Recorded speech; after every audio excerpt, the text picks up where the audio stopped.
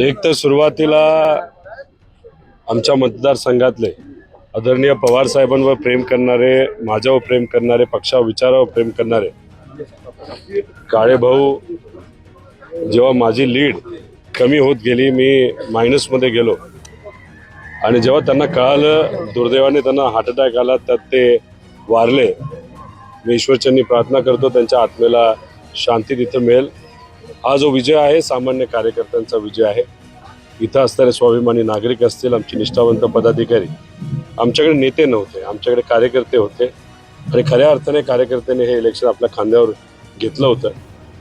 मी गेले अनेक दिवस मतदारसंघाच्या बाहेर होतो, त्यामुळे यांनीच ही निवडणूक हातात घेतल्यामुळे आणि सामान्य लोकांनी प्रतिसाद दिल्यामुळे हा विजय तिथं झालेला आहे.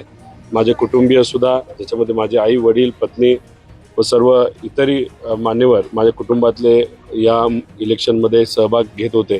आता माझं इलेक्शन झालेलं आहे. आता येत्या काळामध्ये कार्यकर्त्यांचं इलेक्शन आणि कार्यकर्त्यांच्या पाठीमागे भक्कमपणे मी स्वतः त्या ठिकाणी उभा राहील आणि कार्यकर्त्यांच्या इलेक्शनमध्ये त्यांना तिथं त्यांचा विजय 100% मिळवण्यासाठी मी प्रयत्न करेन. महाविकास आघाडीला म्हणावा असं यश मिळालेलं नाही. महाविकास आघाडीला म्हणावा असं यश मिळालेलं नाही. आगामी काळामध्ये महाविकास आघाडीचा संघर्ष कसा असणार आहे, तुमची भूमिका? मी एवढंच सांगतो, माझं वय 38 आहे. आमची आता सुरुवात झालेली आहे. 2029 आपण बघू काय करायचं. त्यामुळे जे काय झालंय ठीक आहे, निकाल लागला, कसा लागला, काय लागला, याच्यामध्ये खोलात जावं लागेल. 2 दिवसानंतर त्याचा अभ्यास केल्यानंतर आपल्याला काही ना काहीतरी बोलता येईल. पण ते एवढंच आहे की हार मानून चालत नसतं, लढावं लागतं. आता 29 डोक्यात ठेवून आणि मध्ये जे काही कार्यकर्त्यांचे इलेक्शन आहे, जिल्हा परिषद, पंचायत समिती, नगर परिषद, त्याच्यावर आपल्या कार्यकर्त्यांना ताकद देईल, आपल्या विचाराला पुढे न्यावं लागेल. पण 29ची तयारी आजपासूनच करावी लागेल. लोकसभेनंतर तो विश्वास होता आणि आजचा निकाल पाहिल्यानंतर संजय राऊत असतील किंवा महाविकास आघाडीचे इतरही नेते असतील, त्यांनी ज्या प्रतिक्रिया दिलेल्या आहेत, ईव्हीएमवर असेल काय असेल, काय वाटतं आपल्याला? खरं खूप खोलात जावं लागेल. 2014ला ज्या गोष्टी घडल्या होत्या तशाच काही गोष्टी इथं घडलेल्या आहेत. नेत्यांना मोठ्या प्रमाणात टार्गेट केलं गेलं होतं. मोठे नेते, त्यांना पराजय स्वीकारावा लागला, त्यांना तिथं सामोरं जावं लागलं पराजयाला. त्यामुळे याच्यामध्ये काय कसं घडलं हे थोडंसं आपल्याला बघावं लागेल.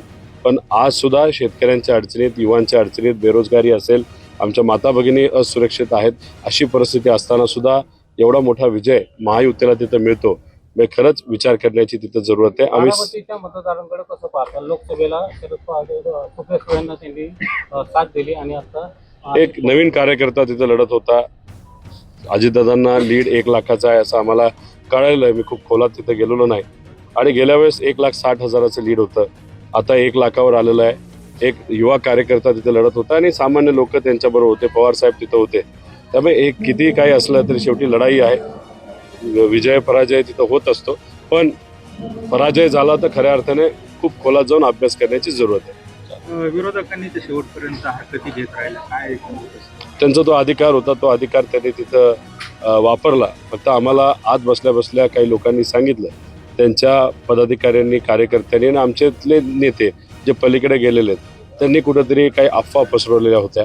आता ठीक आहे, भाजप म्हणलं तर अफवा पसरवण्यामध्ये ते माहीर असतात, पण इथं त्यांनी जो आक्षेप घेतला तो त्यांचा अधिकार आहे, त्याच्यावर मी काही बोलणार नाही.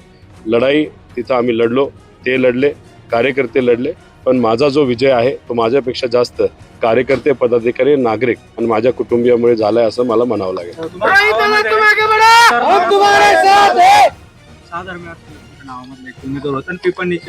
रोहित पवार या नावामध्ये जितकं वजन आहे की माझ्या डुप्लिकेटला सुद्धा 3,500-4,000 हजार मतं तिथं मिळालेली आहेत. याच्यावरून समजून घ्या की रोहित पवारचं वजन किती आहे. आता हेच सांगतो तुम्हाला, ही फक्त सुरुवात आहे. लीड कमी झालेली आहे, पण नेते माझ्याकडे कुणीही नव्हते. आमच्याबरोबर पण काही नेते होते जे पदाधिकारी आहेत, तर त्यांनी माझा कमी आणि विरोधकाचा प्रचार तिथं केला. त्यामुळे ही लढाई सामान्य लोकांनी लढलेली आहे आणि तिथं गुंडागर्दी होती, तिथं दबाव तंत्र होतं, पैशाचा वापर मोठ्या प्रमाणात केला होता. अशा सगळ्या गोष्टी असताना सुद्धा ठीक आहे, 1200-1300 तिथं आपण जिंकलो असलो, विजय हा विजय असतो असं मला तरी म्हणायचं आहे.